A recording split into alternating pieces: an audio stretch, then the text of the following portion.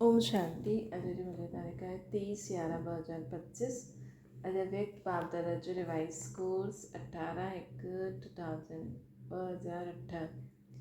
सच्चे स्नेह ठही सब बोझ बाप के ॾेई करे मौज जो अनुभव करो, मेहनत मुक्त ठहो। अॼु बाप दादा पंहिंजे चारों ओर जे बेफ़िक्र बादशाहनि जे संगठन खे ॾिसनि था। एतिरी वॾी बादशाहनि जी सभा सॼे कल्प में हिन संगम जे समय ई हूंदी आहे। स्वर्ग में भी एतिरी वॾी बादशाहनि जी सभा न हूंदी, लेकिन हाणे बाप दादा सर्व बादशाहनि जी सभा ॾिसी करे हर्षित था थियनि। बेफ़िक्र बादशाह मतिलबु कुछ भी थींदो रहे लेकिन हुनजी फ़िक्र न, लेकिन ग़लति करूं फ़िक्र न। जीवन में परेशानी ईंदी आहे न, हुननि खे सभु हुननि जी परवाह न करे बाप जी यादि में सदा मौज में रहो। दूर वारा भी दिल जे नज़दीक दिखाई में ॾियनि था। तव्हां सभु नैननि में समायल आहियो, उहो दिल में समायल हुआ आहिनि। केतिरे सुंदर सभा आहे। अॼु जे विशेष दिवस ते सभिनि जे चहिरे ते अव्यक्त स्थिति जी स्मृति जी झलक दिखाई में ॾिए थी। सभिनि जे दिल में ब्रह्मा बाप जी स्मृति समायल आहिनि। आदि देव ब्रह्मा बाप और शिव बाप ॿई ही सर्व ॿारनि खे ॾिसी हर्षित थींदा आहिनि। अॼु त सवेरे 2 बजे खां वठी करे बाप दादा जे गले में भिन्न भिन्न प्रकार जी मालायूं पवनि पियूं। ये फूलनि जी मालायूं त कॉमन आहे, हीरनि जी मालायूं भी कोई वॾी ॻाल्हि न आहे, लेकिन स्नेह जे अमूल्य मोतियुनि जी माला अति श्रेष्ठ आहे। हर हिक जे ॿारनि जे दिल में अॼु जे ॾींहुं स्नेह विशेष इमर्ज आहे न। बाबा चवनि था स्नेह जी अमूल्य मोतियुनि जी माला अति श्रेष्ठ आहे। हीरनि जी माला भी कोई वॾी ॻाल्हि न आहे। हर हिक ॿार जे दिल में अॼु जे ॾींहुं स्नेह विशेष इमर्ज आहे। बाप दादा वटि 4 प्रकार जी भिन्न भिन्न मालायूं इमर्ज थियूं। पहिरियों नंबर श्रेष्ठ ॿारनि जी जो बाप समान ठहिण जे श्रेष्ठ पुरुषार्थी ॿार आहिनि। अहिड़ा ॿार माला जे रूप में बाप जे गले में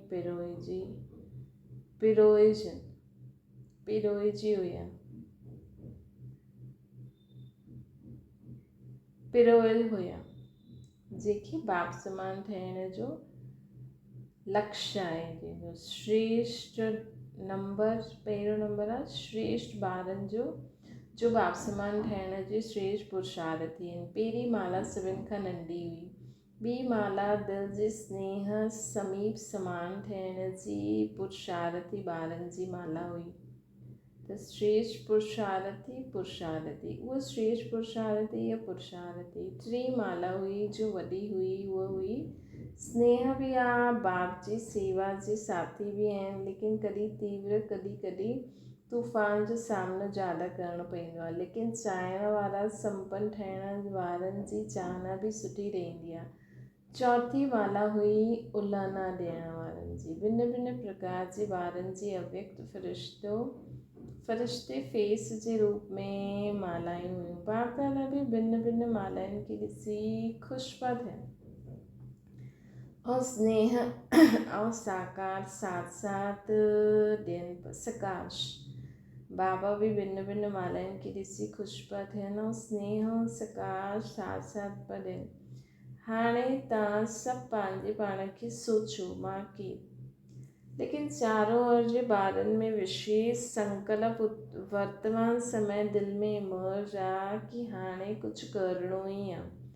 ये उमंग उत्साह मेजॉरिटी जे संकल्प रूप में आहे। स्वरूप में नंबरवार आहिनि, लेकिन संकल्प में आहे। बाप दादा सभी ॿारनि खे अॼु जे स्नेह जे ॾींहुं, स्मृति जे ॾींहुं, समृत जे ॾींहुं जी विशेष दिल जी दुआयूं, दिल जी बधायूं ॾियनि था। अॼु जो विशेष ॾींहुं स्नेह जो हुजण जे कारण मेहनत मेजॉरिटी स्नेह में खोयल हुआ। ईअं ई पुरुषार्थ में सदा स्नेह में खोयल हुए रहो। लवलीन रहो त सह जी साधना स्नेह, आत्मिक स्नेह, दिल जो स्नेह। मतिलबु बाबा खे यादि करणु पुरुषार्थी जीवन में अॻियां वधण जो सहज साधन आहे, संपन्न संपूर्ण थियण जो सहज साधन आहे दिलि जो स्नेह। छो कि दिलि जो स्नेह हूंदो आहे न त स्नेही की जो पसंदि आहे न उहो सहज करे सघंदा आहियूं। बाबा जी परिचय जी स्मृति सहित स्नेह, बाप जी प्राप्तियुनि जे स्नेह संपन्न स्नेह। स्नेह ॾाढो सहज साधन आहे, छो कि स्नेही आत्मा महिनत सां बची वेंदी आहे। स्नेह में लीन थियण जे कारण, स्नेह में खोयल हुजण जे कारण कहिड़ी बि प्रकार जी महिनत मनोरंजन जे रूप में अनुभव थींदी। स्नेही स्वतः ई देह जे भान, देह जे संबंध जो साधन आहे। स्नेही स्वतः ही देह जे भान, देह जे संबंध जो ध्यान, देह जी दुनिया जे ध्यान जे मथे स्नेह में स्वतः ही लीन रहंदो आहे। दिलि जो स्नेह बाप जे समीप जो, दिलि जो स्नेह बाप जे समीप जो, साथ जो, समानता जो अनुभव कराईंदो आहे। जो दिलि जो स्नेह आहे न हुन सां बाबा ईअं लॻंदो आहे जीअं बाबा सां असां गॾु आहिनि, साथ आहिनि, असां बाप जे समान आहियूं, है न। त उहा देह जी दुनिया, पदार्थ, वस्तु, वैभव, संबंधनि खां सदा ई मथे रहंदा आहिनि, बाप जे स्नेह में लीन रहंदा आहिनि। स्नेही सदा पंहिंजे खे बाप जी दुआनि जे पात्र सम्झंदा आहिनि। स्नेह असंभव खे संभव सहज करे ॾींदो। सदा पंहिंजे मस्तक ते मथे ते बाप जे सहयोग जो स्नेह जो हथ अनुभव कंदा। निश्चय बुद्धि निश्चिंत रहंदा। तव्हां सभी आदि स्थापना जे ॿार खे आदि जे समय जो अनुभव आहे न। हाणे बि सेवा जे आदि निमित्त ॿारनि खे अनुभव आहे कि आदि में सभी ॿारनि खे बाप मिलियो, है न। निश्चय बुद्धि निश्चिंत रहंदा आहियो न सभी। सदा तव्हां सभी आदि स्थापना जे ॿारनि खे आदि जे समय जो अनुभव आहे न। हाणे बि सेवा जे आदि निमित्त ॿारनि खे अनुभव आहे कि आदि में सभी ॿारनि खे बाबा मिलिया। उन स्मृति सां स्नेह जो नशो केतिरो हुयो, है न। जेका आदि वारा हुया, नॉलेज त पुठियां मिली, लेकिन पहिरियों नशो स्नेह में खोयल हुयो। बाप स्नेह जो सागर त मेजॉरिटी ॿार आदि खां स्नेह जे सागर में खोयल हुआ, है न। मेजॉरिटी ॿार आदि खां स्नेह जे सागर में खोयल हुआ। पहिरियों त नॉलेज एॾी न हुई न।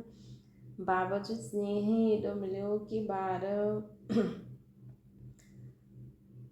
अॻियां वधी विया। पुरुषार्थ जी रफ़्तार में ॾाढो सुठो स्पीड में हलिया, लेकिन कोई ॿार स्नेह जे सागर में खोई विया, कोई सिर्फ़ु डुबकी लॻाए करे हली विया, ॿाहिरि हली वेंदा आहिनि। इन करे जेतिरो खोयल उहे ॿारनि खे महिनत कम लॻंदी आहे, ओतिरी उन्हनि खे न। कॾहिं महिनत कॾहिं मोहबत ॿिन्हिनि में रहंदा आहिनि। जेका स्नेह में खोयल आहे न उन्हनि खे महिनत न लॻंदी आहे, लेकिन जो स्नेह में लवलीन रहंदा आहिनि न उहे सदा पंहिंजे खे बाप जी छत्र छाया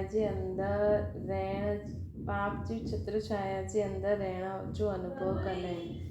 दिलि जे स्नेही ॿार महिनत खे बि मोहबत में बदिले छॾींदा आहिनि। जेका दिलि जे स्नेही ॿार हूंदा आहिनि न, है न, जेका जंहिंजो बाबा सां दिलि जो स्नेह आहे, उहा महिनत खे बि बाप जी मोहबत में बदिले छॾींदा आहिनि। उन्हनि जे अॻियां पहाड़ जहिड़ी समस्या बि पहाड़ न, लेकिन रुई समान अनुभव थींदी आहे। त बाबा जे स्नेह में केॾो सहज आहे न। जीअं बाबा चवंदा आहिनि न बाप जी यादि में ॾाढा सारा फ़ाइदा आहिनि, उहे ई बाबा जी स्नेह में हलो त बि ॾाढा फ़ाइदा आहिनि। पत्थर बि पाणी समान थी वेंदो। त जीअं अॼु विशेष स्नेह जो वायुमंडल में रहियो त अनुभव कयो न, महिनत हुयो या मनोरंजन हुयो। 18 जनवरी ॾींहुं त वैसे बि ॾाढो सहज ई, छो जो वायुमंडल ओहिड़ो थी वेंदो न त सहज ई सभु बाप जे स्नेह में खोइजी वेंदा आहिनि। अॼु त स्नेह जो सभिनि खे अनुभव थियो। स्नेह में खोयल हुयो न, खोए हुए हुयो सभी। अॼु महिनत जो अनुभव थियो।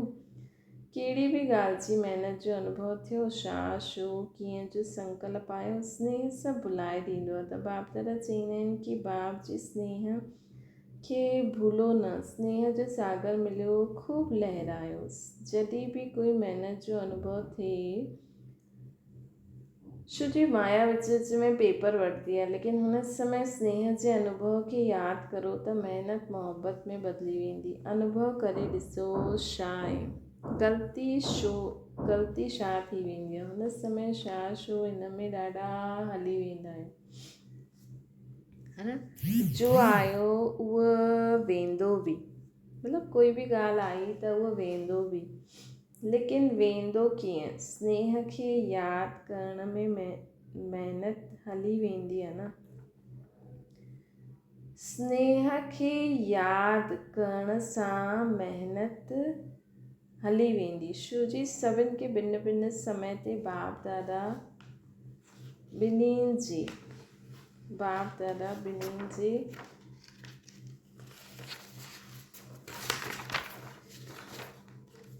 स्नेह जो अनुभव त आहे। मतिलबु शिव बाबा जो बि ऐं ब्रह्मा बाबा जो बि स्नेह जो अनुभव त आहे न अनुभव। कॾहिं कयो आहे न, चलो सदा न, लेकिन कॾहिं त शिव बाबा ऐं ब्रह्मा बाबा जी स्नेह जो महिनत अनुभव कयो हूंदो न। हुन समय खे यादि करो, बाप जो स्नेह छा आहे, बाप जे स्नेह सां छा छा अनुभव कयो, त स्नेह जी स्मृति सां महिनत बदिली वेंदी। छो जी बाप दादा खे कहिड़े बि ॿारनि जी महिनत जी स्थिति सुठी न लॻंदी। मुंहिंजा ॿार ऐं महिनत मुक्त कॾहिं ठहींदा। इहे संगम युग ई आहे जंहिंमें महिनत मुक्त मौज ई मौज में रही सघंदा आहियो। मौज न त कोई बोझ बुद्धि में आहे न। बाप चई बोझ मूंखे ॾियो, मापन खे भुलिजी ट्रस्टी ठही वञो, है न। त अगरि महिनत आहे त मौज न आहे, त महिनत छो थींदी आहे? छो जी बोझ बुद्धि में रखी छॾंदा आहियो। त बाबा चवनि था बोझ मूंखे ॾियो, मापन खे भुलिजी ट्रस्टी ठही वञो, ज़िम्मेवारी बाबा खे ॾेई छॾो, स्वयं दिलि जे सचे ॿार ठही वञो, खेॾो ऐं मौज करो। छो जी संगम युग सभी युगनि मां सां मौजनि जो युग। हिते स्वयं बाबा सर्व प्रकार जो बोझ पंहिंजे मथां खणी वठंदा आहिनि, है न। छो जी प्रैक्टिकल में आहिनि त इन समय तव्हांखे कुझु बि न करिणो आहे। कहिड़े जीअं माण्हुनि खे हूंदो आहे धंधे जो टेंशन, ॿारनि जो टेंशन, पति पत्नी के हिक ॿिए जो टेंशन, माउ पीउ जी टेंशन, टीचर जी टेंशन, पढ़ाई जी टेंशन, त सभु टेंशनियूं बाबा हिन समय सभु कुझु उन्हनि खे ॾेई करे तव्हां हमेशह बाप जी यादि में रहो, बाप जी मुरली पढ़ो, ॿुधो, धारणा करो, मौज में रहो। इन मौजुनि जे युग में बि मौज न मल्हाईंदा त कॾहिं मल्हाईंदा? बाप दादा जॾहिं ॾिसंदा आहिनि कि ॿार बोझ उठाए करे ॾाढी महिनत करनि था, ॾियनि नथा, ख़ुदि ई उठाए था वठनि, त बाबा खे बि तरस पईंदो आहे, रहम ईंदो आहे। मौजनि जे समय महिनत आहे, स्नेह में खोइजी वञो, स्नेह जे समय खे यादि करो। हर हिक खे कोई न कोई समय विशेष स्नेह जी अनुभूति थी आहे न। बाबा ॼाणंदा आहिनि थी आहे, लेकिन यादि न कंदा आहिनि। महिनत खे ई ॾिसंदा रहंदा आहिनि, उलझंदा रहंदा आहिनि। अगरि अॼु बि अमृत वेले खां हाणे ताईं बाप दादा ॿई अथॉरिटी जे स्नेह जो दिलि सां अनुभव कयो हूंदो, त अॼु जे ॾींहं खे बि यादि करण सां स्नेह जे अॻियां महिनत समाप्त थी वेंदी। चलो ॿियो के समय न, लेकिन उन ॾींहुं या अॼु बि अगरि तव्हां उहा अनुभूति कई हूंदी, वैसे बि अॼु बाप दादा मिलंदा, ॾिसो वैसे त रोज़ बि बाबा खे यादि करिणो आहे, लेकिन विशेष अहिड़े ॾींहुं न संगठित रूप में सभु यादि कंदा आहिनि, त उहा अनुभूति अॻियां जीवन में जास्ती जल्दी वधंदा वेंदा आहियूं। उहा अनुभूति थींदी आहे। त चलो जॾहिं बि तव्हां कयो हुन समय खे बसि यादि कंदा न त उहा अनुभूति बि ज़्यादा थींदी आहे। जीअं दुख जे समय खे यादि कंदा आहियूं त जास्ती दुख थींदो आहे न दिन प्रतिदिन। ईअं ई उहो सुठो समय असांखे बार बार यादि करण सां उहो सुठे समय जी अनुभूति बि जास्ती थींदी हूंदी आहे। हाणे बाप दादा हिन वर्ष में हर ॿार खे स्नेह युक्त महिनत मुक्त ॾिसणु चाहींदा आहिनि। महिनत जो नाम निशान दिलि में न रहे, जीवन में न रहे, थी सघंदो आहे जो सम्झंदा आहिनि करे करे ई छॾंदासीं। महिनत मुक्त थींदासीं। हिमत वारा आहियो, हथ उठायो। अॼु विशेष ईअं हर ॿारनि खे बाप जो विशेष वरदान आहे महिनत मुक्त थियण जो। त अॼु वैसे भी बाप दादा जो ॾींहुं आहे, वैसे त रोज़ ई आहे, लेकिन अॼु विशेष अनुभव करो कि बाप दादा असांखे महिनत मुक्त जो वरदान था ॾियनि। स्वीकार आहे न, पोइ कुझु थी वञे त छा कंदव, छो त न कंदव न।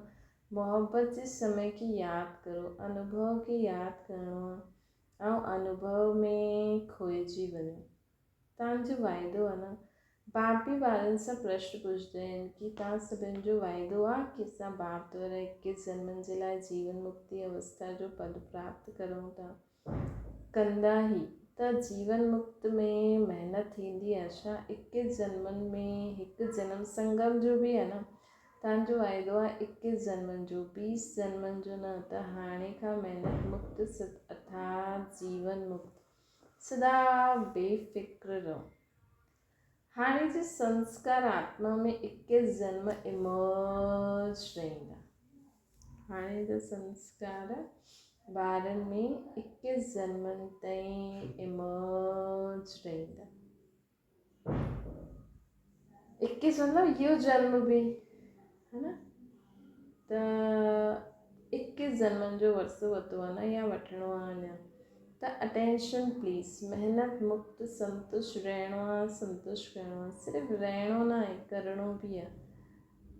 तॾहिं महिनत मुक्त रहंदव, न त रोज़ु कोई न कोई बोझ जी ॻाल्हि, महिनत जी ॻाल्हि, छो जी भाषा में अची वेंदव। हाणे समय जी समीपता खे ॾिसो। जीअं समय जी समीपता थिए थी ईअं तव्हां सभिनि जो बि बाप सां गॾु समीपता जो अनुभव वधणो खपे।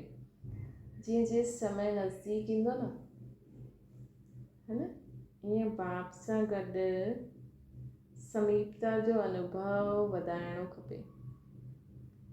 जीअं जीअं समय समीप ईंदो वेंदो ईअं तव्हां सभिनि जो बि बाप सां गॾु समीपता जो अनुभव वधणो खपे। बाबा सां हाणे उहा बाप सां गॾु समीपता जो अनुभव वधायो। उठंदे वेंदे खाईंदे पीअंदे कर्म कंदे बाप सां गॾु रहो। बाप सां तव्हांजी समीपता समय जी समीपता खे समाप्त कंदी। मतलब जेतिरे असां बाप सां गॾु रहंदासीं न ओतिरो स्वर्ग जल्दी ईंदो। तव्हां ईअं न सोचो असांजे थियण सां छा थींदो। निमित ठहो, तव्हांजो वाइब्रेशन चारों ओर फैलंदा त ऑटोमेटिकली ॿियनि खे बि सहज थींदो। जीअं विशेष बाप दादा जो ॾींहुं हूंदो आहे त सभिनि जी यादि अहिड़े ॿारनि खे बि सहज यादि ईंदी आहे जेका नथा करे सघनि। त तव्हां सोचो मां बाप जी सदा समीप रहंदमि त सभु रहंदा। छा तव्हां सभी ॿारनि खे आत्माउनि जे दुख शांति जो आवाज़ कननि में नथो अचे? तव्हां ही पूर्वज बि आहियो, पूज्य बि आहियो। त हे पूर्वज आत्माऊं, हे पूज्य आत्माऊं, हाणे कॾहिं विश्व कल्याण जो कार्य संपन्न कंदव। कॾहिं सभी आत्माउनि खे पंहिंजे मुक्ति धाम में पहुचाईंदव। और जेके जीवन मुक्ति जो वरसो खपे उन्हनि खे जीवन मुक्ति जो वरसो दिलाईंदा, है न। त सदा यादि रखो कि मां पूर्वज आत्मा आहियां, मां पूज्य आत्मा आहियां, मां सभिनि खे मुक्ति जीवन मुक्ति जो वरसो दिलाइण वारी आत्मा आहियां। बाप दादा समाचार में ॾिठईं हर वर्ग वारा पंहिंजी पंहिंजी मीटिंग कंदा आहिनि, प्लान ठाहींदा आहिनि कि विश्व कल्याण जी गति खे तीव्र कीअं करूं। प्लान त ॾाढा सुठा ठाहींदा आहिनि, लेकिन बाप दादा पुछंदा आहिनि आख़िर बि केसि ताईं। इन जो उत्तर दादियूं ॾींदियूं, आख़िर केसि ताईं। पांडव ॾींदा, आख़िर केसि ताईं। बाप जी प्रत्यक्षता आहे न। ये ही सभी हर वर्ग जे प्लान ठाहिण में लक्ष्य रखते हैं। बाप जी प्रत्यक्षता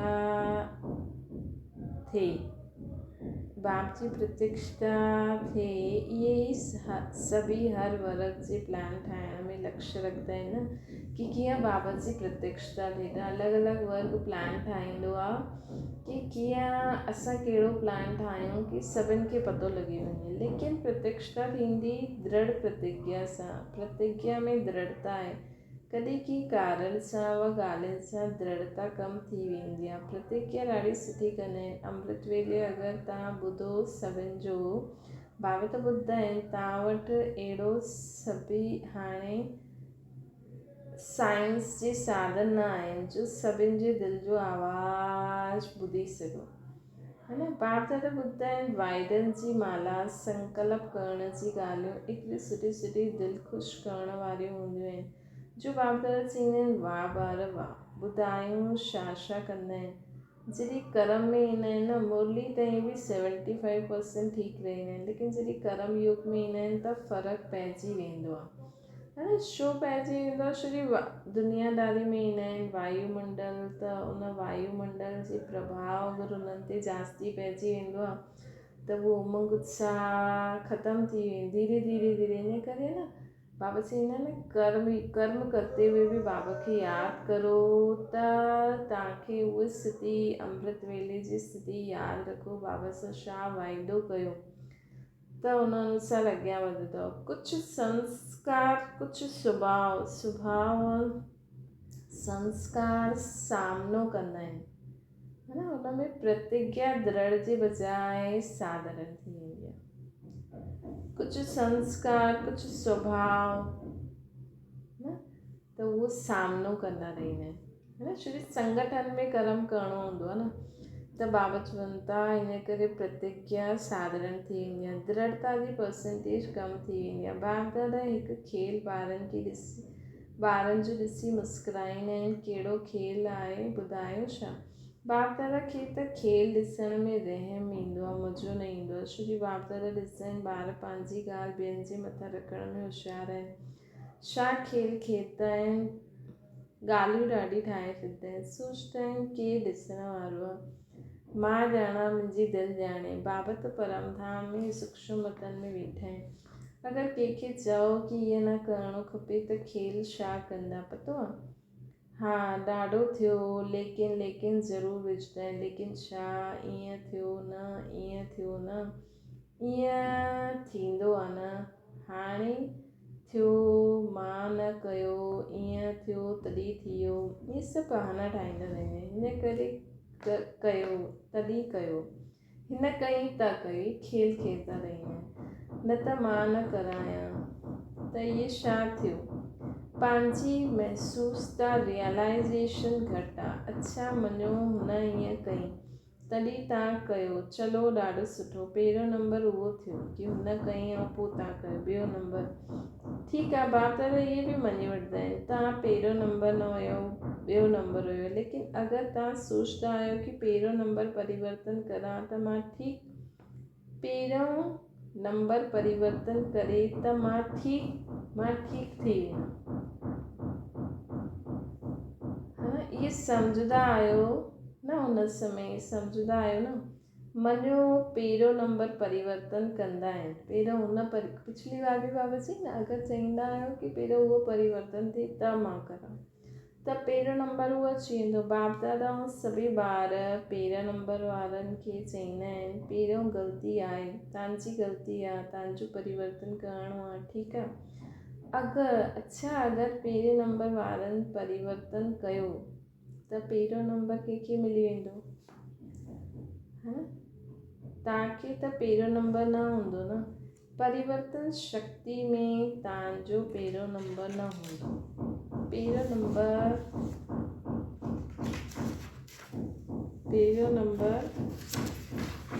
तव्हांजो उन तव्हां उनखे ॾेई छॾियो त तव्हांजो नंबर कहिड़ो थियो? ॿियो नंबर। अगरि तव्हांखे चऊं ॿियो नंबर आहे त मंज़ूरु कंदव न चईंदव न? ईअं हुयो, उअं हुयो, कीअं हुयो? इहा भाषा ॾाढी खेल में ईंदी आहे। ईअं हूअं कीअं, इहो खेल बंदि करे मूंखे परिवर्तन थियणो आहे। मां परिवर्तन करां, ॿिए खे परिवर्तन करां। लेकिन अगरि ॿिए खे परिवर्तन न करे सघंदमि त शुभकामना त रखी सघंदा आहियो न सम्झो तव्हां ॿिए खे परिवर्तन न करे सघंदा आहियो, लेकिन उनजे प्रति शुभकामना त रखी सघंदा आहियो न। उहा त तव्हांजी चीज़, उहा तव्हांजी पंहिंजी चीज़ आहे। त हे अर्जुन, मूंखे ठहिणो आहे। पहिरियों नंबर, विश्व जी राजधानी लक्ष्मी नारायण जे समीप तव्हांखे अचिणो आहे या ॿिए नंबर वारनि खे अचिणो आहे? हा, जॾहिं बि तव्हांखे लॻे न कि उहो परिवर्तन थिए, हुन समय सोचिजो कि परमधाम में शिव बाबा जे नज़दीक मूंखे अचिणो आहे, सत्युग में लक्ष्मी नारायण जे नज़दीक मूंखे अचिणो आहे या उनखे अचिणो आहे, है न? जेको ख़ुदि खे परिवर्तन कंदो बाप समान थींदो त परमधाम में बि शिव बाबा जे नज़दीक, सत्युग में बि परमधाम में, रुद्रमाला में बाप जे नज़दीक, सत्युग में विष्णुपुरी वाली विजय माला में नज़दीक ईंदा, है न? त बाप दादा हिन वर्ष जी यही आशा कि सभी ब्राह्मण आत्मायूं, ब्रह्मा कुमार कुमारियूं जीअं हिते इहे बैच लॻाईंदा आहियो, सभई लॻाईंदा आहिनि न, हिते बि ईंदा आहियो त बैच मिलंदो आहे न, चाहे कागज़, चाहे सोने, चाहे चांदी जो। त जीअं हिते बैच लॻंदो आहे, वैसे दिलि में, मन में इहो बैच लॻायो, मूंखे परिवर्तन थियणो आहे, मूंखे निमित थियणो आहे। इहा बदिले, इहा ॻाल्हि बदिले, इहा व्यक्ति बदिले, इहे सर्कमस्टेंसिस बदिले न, मूंखे बदिलणो आहे। ॻाल्हियूं त ईंदियूं, तव्हां ऊचा थी वञो, ऊचे स्थान ते समस्याऊं बि ऊची ईंदियूं, है न? लेकिन इहे बि यादि रखो, जेतिरो असां अॻियां वधंदासीं ओतिरियूं ॻाल्हियूं बि हुन रीति ईंदियूं। लेकिन जीअं अॼु नंबर यथाशक्ति स्नेह जी स्मृति जो वायुमंडल हुयो, जीअं अॼु नंबरवार यथाशक्ति स्नेह जी स्मृति जो वायुमंडल, ये पंहिंजे मन में सदा स्नेह में लवलीन रहण जो वायुमंडल सदा इमर्ज रहे। बाप दादा वटि समाचार ॾाढा सुठा ईंदा आहिनि, संकल्प ताईं ॾाढा सुठा आहिनि, स्वरूप में अचण में यथाशक्ति थी वेंदा आहिनि।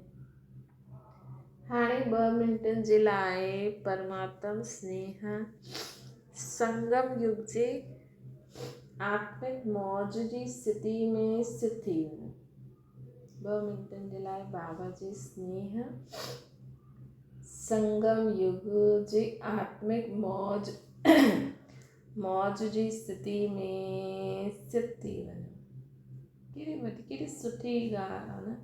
सभु ॻाल्हियूं, अगरि तव्हां वटि कोई कर्ज़ो आहे, तव्हांजा ॿार नथा पढ़नि, तव्हांजे संबंधियुनि सां संबंध ठीकु न आहे, सभु कुझु बाबा खे ॾेई करे बसि ख़ुदि खे आत्मा सम्झो, बाबा खे यादि करो। ॾिसो, 1 सेकेंड बि तव्हांजो बाबा खे तव्हां हुन रीति यादि कयो न, तव्हांखे लॻंदो जीअं मां ॿी दुनिया में हली आहियां।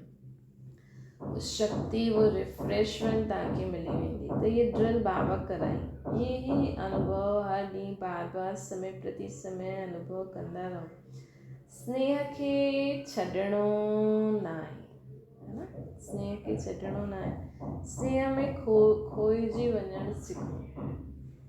स्नेह खे छॾो न, स्नेह में खोइजी वञणु सिखो। अच्छा, चारों ओर जी योग युक्त, युक्ति युक्त, राजयुक्त, ख़ुदि बि राज की ॼाणे सदा राज़ी रहण वारा ऐं राज़ी करण वारा। सिर्फ़ु स्वयं राज़ी न रहणो, ॿियनि खे बि राज़ी करणो आहे। अहिड़ा सदा स्नेह जे सागर में लवलीन ॿारनि खे, सदा बाप समान ठहिण जी तीव्र गति जे पुरुषार्थी ॿारनि खे, सदा असंभव खे बि सहज संभव करण वारी श्रेष्ठ आत्माउनि खे, सदा बाप सां गॾु रहण वारे, बाप जी सेवा में साथी रहण वारे, बाप सां गॾु रहण वारे, बाप जी सेवा में साथी रहण वारे, अहिड़ा ॾाढा ॾाढा लकी ऐं लवली ॿारनि खे, है न, जेका बाप ख़ुदि खे बाप खे ॼाणंदा, त अहिड़ा लकी ऐं लवली ॿारनि खे अॼु जे अव्यक्ति दिवस, अव्यक्त फ़रिश्ते स्वरूप जी यादि, प्यार ऐं दिलि जी दुआयूं। अच्छा, वरदान। यादि जे जादू मंत्र द्वारा सर्व सिद्धियूं प्राप्त करण वारा सिद्धि स्वरूप ठहो।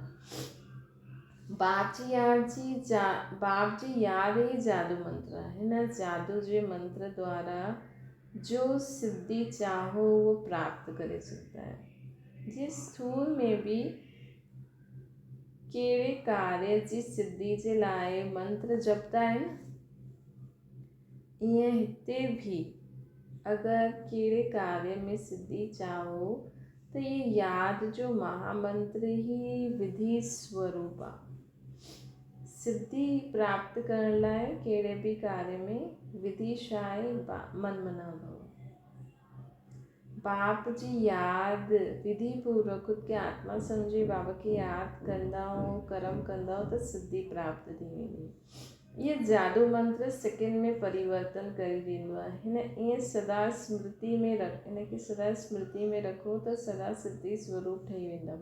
छो जो यादि में रहणु वॾी ॻाल्हि न आहे, सदा यादि में रहणु ये ॾाढी वॾी ॻाल्हि आहे। सदा इन सां सर्व सिद्धियूं प्राप्त थी वेंदियूं, इन सां सर्व सिद्धियूं प्राप्त थी वेंदियूं। स्लोगन सेकंड में विस्तार के सार स्वरूप में समाए वठो। वॾी ॻाल्हि खे सार स्वरूप में समाए वठो। जीअं बाबा जो विस्तार ज्ञान आहे न, उहो सारा मां आत्मा ऐं बाबा, तॾहिं वठी समाए वठो, अर्थात अंतिम सर्टिफिकेट वठिणो आहे। अव्यक्त इशारो, जीअं कोई शरीर जे वस्त्र सहज उतारे सघंदा आहिनि न, ईअं शरीर रूपी वस्त्र बि सहज उतारे सघो, सहज ई समय ते धारण करे सघो। अहिड़ो अभ्यास हुजे। अगरि वस्त्र तंग या टाइट हूंदो त सहज उतारे न सघंदा। त इहे देह रूपी वस्त्र बि कहिड़े संस्कारनि सां चिपकल न हुजे, तंग व टाइट न हुजे। इन जे लाइ सभी ॻाल्हियुनि में ईज़ी रहो। यदि कोई ईज़ी रहंदो त सभी कार्य ईज़ी थी वेंदा। जेतिरो पुराणे संस्कारनि सां न्यारो रहंदा ओतिरो अवस्था बि न्यारी अर्थात विदेही सहज थी वेंदी। अच्छा, ओम शांति। बाबा की याद करो।